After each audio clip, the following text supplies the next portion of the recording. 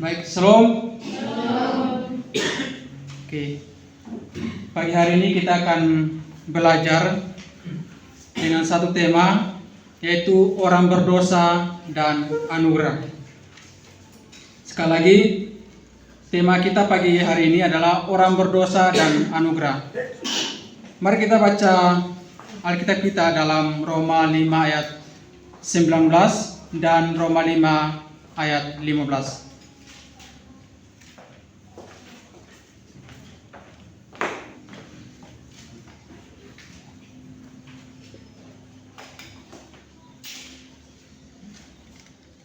Roma 5 ayat 19 dan Roma 5 ayat 15. Kemarin kita baca bersama-sama dalam hitungan ketiga, 1, 2, 3. Jadi sama seperti oleh ketidaktaatan satu orang, semua orang telah menjadi orang berdosa. Demikian pula oleh ketaatan satu orang, semua orang menjadi benar. Ayat ke-15. Tetapi karunia Allah tidaklah sama dengan pelanggaran haram. Orang lalu jauh lebih besar lagi kasih karunia Allah dan karunia-Nya yang dilimpahkannya atas semua orang karena satu orang, yaitu Yesus Kristus. Amin. Dari pendahuluan atau pengantar, sesungguhnya manusia hidup, mati, dan akan hidup kembali atau hidup kekal adalah suatu-satunya kerinduan Allah ketika Ia diciptakan atau manusia pada waktu diciptakan. Nah, sebenarnya manusia tidak membutuhkan anugerah. Baru dengar kan? Sebenarnya manusia tidak membutuhkan anugerah. Mengapa? Karena pada saat diciptakan, manusia diciptakan itu kan manusia masih hidupnya suci, masih mulia, tidak perlu lagi anugerah. Karena masih berkomunikasi langsung dengan Tuhan. Karena masih hidup, ya masih kayak modern tanda kutip seperti Allah. Karena mereka masih berkomunikasi aktif. Tetapi, namun dengan ketidakmengertian manusia terhadap peraturan Allah, sehingga manusia harus mengenal yang namanya anugerah Allah itu. Nah, kemudian dengan demikian karena manusia sudah terpisah dengan Allah, sehingga melakukan keinginan duniawi dan bahkan melakukan hal yang tidak sesuai dengan kehendak Tuhan. Yaitu apa? Melanggar peraturan Allah. Tuhan bilang jangan makan buah itu, tetapi mereka lebih memilih untuk mentaati ular atau setan daripada mengikuti peraturan Allah. Nah, kemudian karena manusia sudah terpisah dengan Allah, sehingga melakukan keinginan-keinginan duniawi, yaitu percabulan, kecemasan, atau kemarahan, hawa nafsu, penyembahan berhala, sihir, perseteruan, perselisihan, iri hati, dan lain sebagainya. Itu kita lihat dalam Galatia 5, 19, 20. Karena manusia sudah jatuh dalam dosa, akhirnya manusia mulai melakukan keinginan-keinginan duniawi dan tidak lagi hidup dalam peraturan Allah. Nah, manusia akan terus hidup dalam keinginan duniawi jika ia tidak ingin bertobat atau lahir baru. Karena lahir baru adalah salah satu tanda bahwa sesungguhnya orang itu memiliki anugerah dan menjadi anak Allah. Bertobat adalah meninggalkan segala hal yang buruk atau hal duniawi dan memberi diri sepenuhnya dikuasai oleh Allah Trinitas. Supaya apa? Supaya hidupnya bisa berkenan kepada Tuhan, supaya hidupnya bisa melakukan hal-hal yang bisa dilakukan atau dipandang baik oleh manusia dan bahkan Allah. Nah, kemudian supaya mereka percaya dengan mulut bahwa Yesus Kristus adalah Tuhan dan Juru Selamat. Itu. Tadi kita sudah melihat dari kejatuhan Adam, dan kemudian kita melihat bahwa anugerah merupakan salah satu berkat yang sangat mulia dan bagi kehidupan orang-orang pilihan Allah. Nah, Tuhan memilih mereka dan menganugerahkan hidup kekal, sehingga manusia yang berdosa itu diselamatkan oleh Allah melalui anaknya Yesus Kristus. Karena begitu besar kasih Allah akan dunia ini, sehingga ia harus mengutus anaknya yang tunggal itu, yaitu pribadi kedua Allah Trinitas. Supaya apa? Supaya menyelamatkan isi dunia. Dan supaya setiap manusia yang menyadari akan keberdosaannya dan memberi diri lahir baru, bertobat dan mengaku secara pribadi bahwa Yesus Kristus adalah Tuhan yang sudah memulih hidup saya, yang sudah menghapus segala dosa saya, yang mati di kayu salib oleh karena keberdosaan saya. Begitu. Nah, kemudian kita akan melihat poin yang kedua, itu pengertian orang berdosa dan anugerah. Nah,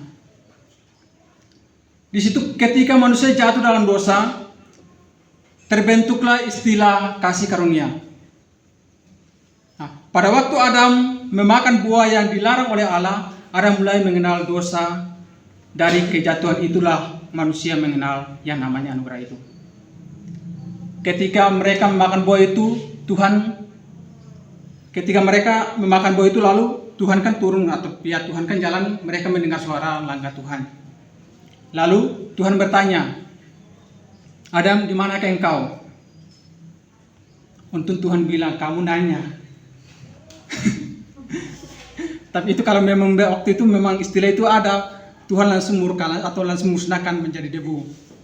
Tetapi ketika kita di situ menunjukkan bahwa ketika Allah menanyakan, di mana kamu Adam? Tapi Adam bilang apa? Aku telanjang. Mengapa? Karena melanggar peraturan Allah. Kemudian ketakutan manusia setelah mengetahui dirinya berdosa terhadap Allah, manusia melarikan diri, menyembunyikan diri di hadapan Allah. Mungkin ini dalam pikiran saya, kalau mereka mencari Allah dan mengaku dosa mereka, mungkin apakah kita akan masih ada di sini? Atau tidak mungkin kita akan ada kalau waktu itu mereka datang, Adam dan Hawa datang dan sujud menyembah Tuhan dan mengaku dosa mereka. Andai kata. Tetapi apa yang terjadi? Dengan free will-nya manusia atau kehendak bebasnya manusia, mereka melarikan diri. Karena mereka sudah merasa diri berdosa, mereka merasa diri sudah telanjang, ya akhirnya mereka melarikan diri. Tetapi apakah Tuhan tinggal diam? Tidak. John Calvin menegaskan bahwa mereka telah dipukul oleh suara Allah, tetapi mereka tetap bingung di bawah pohon-pohon sampai suara lain yang telah efektif menembus pikiran mereka. Tuhan bertanya, di manakah engkau Adam? Dan Adam pun menjawab, kami telanjang Tuhan. Dalam hidup kita mungkin kita kadang merasa kita paling benar, atau kadang kita merasa kita yang paling berpengaruh, atau ketika kita melakukan hal yang tidak sesuai keinginan Tuhan, kita malah melarikan diri dari hadapan Tuhan. Ini yang menjadi, ya seharusnya orang-orang percaya kalau merasa diri sudah menghindar atau menjauh, mulai berpikir, kok saya sudah jadi jauh dari Tuhan ya, kok tidak merasakan kehadiran Tuhan dalam hidup saya. Seharusnya kita merasakan dan kita harus memberi diri kembali atau membawa diri kepada Tuhan dan minta ampun kepada Tuhan. Itu yang harus kita lakukan, orang-orang yang sudah percaya. Apakah berarti kita yang sudah percaya berarti sudah tidak bisa lagi berdosa? Pasti kita berdosa. Tetapi dalam Yohanes 1 ayat 9 Yesus mengatakan apa? Ketika kita mengaku dosa kita, maka Ia akan setia mengampuni segala dosa kita. Segalanya, bukan setengah-setengah. Kalau kita mengaku dosa kita. Nah, kemudian mari kita perhatikan pengertian orang berdosa ini. Ada beberapa orang atau beberapa ahli yang berpendapat tentang dosa. Pertama, Wesley, itu dia mengatakan dosa adalah bahaya terbesar bagi setiap manusia dan dosa adalah ancaman terbesar dunia. Ketika kita mulai jatuh dalam dosa, disitulah kita menjadi ancaman bagi dunia. atau kita menjadi ancaman bagi Allah kalau kita sudah mulai melakukan dosa. Nah kemudian, dan dosa itu jugalah bisa menjadi keinginan manusia setelah jatuh dalam dosa. Ini menggambarkan manusia tidak berdaya tanpa kasih karunia Allah. Pertama kasih manusia ketika manusia jatuh dalam dosa, bukan mereka mencari Allah, tetapi mereka melarikan diri. Nah disitulah mulai kasih Allah atau anugerah itu dibentuk di situ dan mengatakan di manakah engkau, itu menunjukkan kasih Allah. Andaikan kalau Tuhan meninggalkan mereka atau Allah meninggalkan mereka, apa yang akan terjadi? Pasti Tuhan, kalau tidak, Tuhan akan musnahkan atau menjadi debu kembali kalau Tuhan tidak menunjukkan kasih Allah pada saat itu. Nah kemudian kita melihat bahwa berbagai banyak referensi yang saya dapat, nah itu mereka meninggalkan bahayanya berdosa atau berbahayanya setan mempergunakan kehendak bebas kita untuk melakukan dosa. Makanya tadi saya bilang, memang Tuhan sudah mengampuni dosa kita dari masa lalu, masa sekarang, dan masa yang akan datang. Tapi kita pasti mungkin akan berdosa lagi. Tapi apakah kita akan, ketika kita jatuh dalam dosa, ketika kita sudah percaya dan jatuh dalam dosa, apakah Tuhan akan meninggalkan kita? Tidak. Ketika kita datang dan minta ampun kepada Tuhan, Tuhan saya orang berdosa, ampunilah saya. Dan disitulah pasti Tuhan akan ampuni, kalau kesadaran diri itu ada. Kemudian lanjut, poin yang ke-B, yaitu peraturan pengertian anugerah. Kasih karunia Allah, kasih yang mulia dan kasih yang tanpa syarat dan tanpa sebab atau penyebab dari siapapun. Karena anugerah adalah murni dari kasih Allah.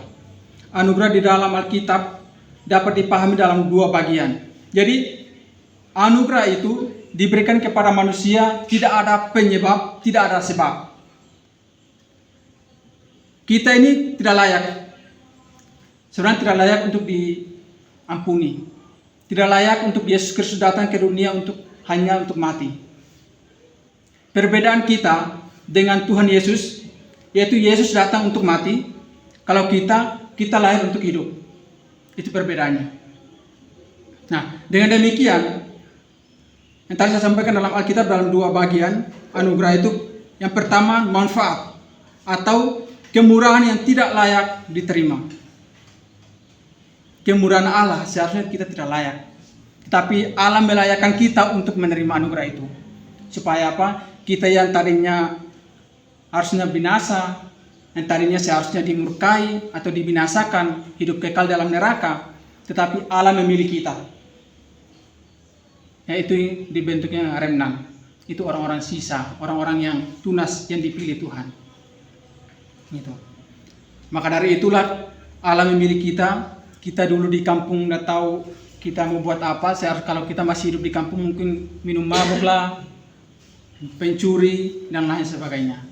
Tetapi dari keberdosaan kita itulah kita dipanggil Tuhan untuk datang dibentuk di tempat ini. Makanya jangan, andaikan aturan yang Tuhan kan sudah buat aturan, tapi pada saat yang sama manusia melanggar dan manusia mengusir mereka dari Taman Eden. Nah di situ pun juga berlaku di kampus ini. Siapapun yang sudah melanggar, sudah berat, pasti bukan diusir, maksudnya diberhentikan. Itu bedanya. Nah, mari kita melihat Mormon yang memberikan tanggapan mengenai anugerah, yaitu bukan karena kita layak menerima anugerah, tapi karena kita dilayakkan menerimanya. Artinya bahwa tidak ada sesuatu dalam diri kita yang dapat mendatangkan kasih karunia Allah. Nah, berkat keselamatan berasal dari anugerah Allah yang tidak pantas kita terima. Tetapi dasar pembenaran kita berada di luar diri kita dan perbuatan kita, yaitu murni kasih karunia Allah. Bukan berarti kita sudah diselamatkan berarti tidak perlu buat baik. Tapi kita karena sudah diselamatkan maka kita perlu berbuat baik. Kita berbuat baik itu menunjukkan bahwa kita itu memiliki Allah, atau memiliki Kristus, atau memiliki kasih Allah. Itulah kasih karunia Allah. Yang kedua, kalau kita melihat dari sini bahwa kasih itu ditunjukkan kepada Adam sebelum jatuh dalam dosa atau jatuh dalam peraturan atau covenant Allah. Daulos mengatakan bahwa sebelum melancar covenant Allah, semuanya terlihat sangat baik. Dan ciptaan Allah yang baik tidak mengandung keberdosaan, atau mereka tidak mengenal dosa pada saat manusia jatuh. Pada saat sebelum manusia jatuh dalam dosa itu, mereka tidak sama sekali melihat bahwa diri mereka berdosa.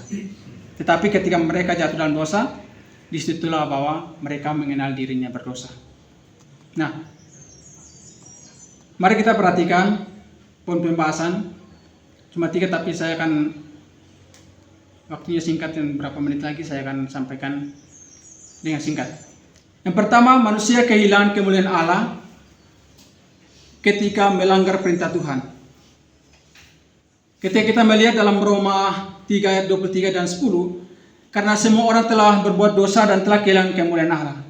Nah, ketika manusia jatuh dalam dosa, disitulah mulai kehilangan kemuliaan Allah. Disitulah mulai identitas mereka sebagai orang-orang suci, sebagai orang-orang yang seperti hidupnya seperti Allah, akhirnya menjadi orang berdosa. Akhirnya manusia menjadi tidak pantas hidup. Akhirnya manusia harus berusaha keras untuk datang kepada Tuhan. Kemudian yang kedua, ada pengharapan bagi orang berdosa. Aku datang bukan untuk mencari orang benar, tetapi orang berdosa supaya mereka bertobat. Itu dalam Lukas 5 ayat 32. Jadi Yesus datang, dia mencari kita yang berdosa ini, yang hidup di kampung yang tidak berguna, yang dipandang hina oleh orang-orang tetangga atau siapapun, secara tidak layak, tetapi Tuhan memilih kita. Kamu dipilih di tempat ini untuk belajar sungguh-sungguh, kamu dipilih di tempat ini untuk hidup sungguh-sungguh, makan sungguh-sungguh, tidur sungguh-sungguh, belajar sungguh-sungguh, supaya ketika kita keluar dari tempat ini, kita menjadi berkat. Kita memberitakan Injil, bahwa dulu di kampung kita orang-orang yang menghina kita, dulu di kampung kita orang-orang yang membenci kita. Akhirnya kita menjadi orang-orang yang berguna di kampung itu, atau berguna untuk mewartakan kerajaan Allah, berguna untuk mewartakan Injil. Kemudian yang ketiga, orang berdosa diampuni dan diselamatkan. Di dalam Yohanes 8 ayat 11. Aku pun tidak menghukum engkau. Pergilah, jangan berbuat dosa lagi, mulai sekarang. Itu tentang orang Farisi dan ahli Taurat. Mereka membawa perempuan yang kedapatan bersinah. Mereka bawa ke hadapan Tuhan Yesus dan mereka mengatakan, perempuan ini kedapatan bersinah. Dalam hukum Musa harus dilempari batu dengan mati, sampai mati. Tapi apa kata Tuhan Yesus? Dia tunduk menulis, tidak tahu sampai sekarang belum ada bukti, atau ada beberapa bukti tapi yang saya belum saya temui. Tapi Tuhan Yesus tunduk menulis. Terus dia berdiri, dia melihat dan dia bertanya, siapa orang-orang di sini yang tidak berdosa, merasa diri benar, merasa diri yang paling suci, dia yang dahulu melempari batu kepada perempuan itu. Tapi apakah mereka melemparnya? Tidak. Kemudian Yesus menulis lagi dan berdiri, pergi semua, hilang orang-orang di situ, ahli Taurat. Dan Yesus bertanya kepada perempuan itu, di mana mereka? Bukankah mereka akan menghukum engkau? Tapi perempuan itu bilang, tidak Tuhan. Lalu Tuhan Yesus bilang, aku pun tidak akan menghukum engkau. Pergilah dan jangan berbuat dosa lagi mulai sekarang. Artinya kita ini manusia yang berdosa, yang sudah ditetapkan, yang seharusnya mungkin kalau hidup di kampung, kalau kita mencuri atau apa kedapatan siapapun, kalau kita sudah dilempari batu atau sampai dihukum, apalagi sekarang yang viral-viral ada yang mencuri sampai dihukum mati, seharusnya kita dihukum mati seperti itu, tetapi kita dipilih Tuhan dan Yesus menyampaikan, pergilah dan jangan berbuat dosa lagi. Datang ke sini, jangan berbuat dosa lagi. Belajar sungguh-sungguh dan jadilah pribadi yang berguna bagi dunia ini. Berguna untuk mewartakan Injil, berguna untuk menunjukkan kasih kepada dunia. Supaya apa? Supaya banyak jiwa dimenangkan. Supaya banyak jiwa, karena banyak jiwa-jiwa di luar sana yang belum mengenal kasih karunia Allah ini. Ketika kita sudah memiliki Kristus ini, ketika kita memiliki kasih karunia ini, maka penting bagi kita atau tugas kita adalah untuk mewartakan Injil bagi semua orang. Supaya dunia tahu bahwa satu-satunya jalan keselamatan, satu-satunya air hidup, satu-satunya roti, satu-satunya jalan masuk yaitu Tuhan Yesus Kristus. Dan saya pernah membuat statement dan saya sudah upload di TikTok saya. Saya bilang begini, salah satu orang yang pernah hadir, yang dalam kelahirannya menjadi ancaman, kematiannya menjadi ancaman, dan kebangkitannya menjadi ancaman bagi dunia adalah agama-agama lain adalah pribadi Yesus Kristus. Artinya kalau kita di luar sana untuk mewartakan ini, hidup kita menjadi ancaman. Mati hidup itu di tangan Tuhan, tapi kita juga harus menjaga diri. Ketika kita di luar sana, kalau di tempat non-Kristen, dilarang keras untuk mewartakan Injil. Bagaimana caranya kita harus menyampaikan Injil kepada mereka? Ada cara dan ada metode-metode lain yang Tuhan gunakan. Yaitu Yesus Kristus datang untuk mencari orang-orang yang berdosa. Yesus Kristus datang bukan mencari orang benar. Yesus Kristus datang bukan mencari orang-orang yang pantas diselamatkan, tapi tidak pantas itulah dipantaskan untuk menjadi selamat. Saudara yang dikasih dalam Tuhan kita Yesus Kristus, kesimpulannya adalah marilah kita hidup sesuai dengan peraturan Allah dan hidup sesuai dengan peraturan kampus TKRI. Jangan buat peraturan sendiri, tapi hiduplah sesuai dengan peraturan Allah dan peraturan kampus TKRI. Amin.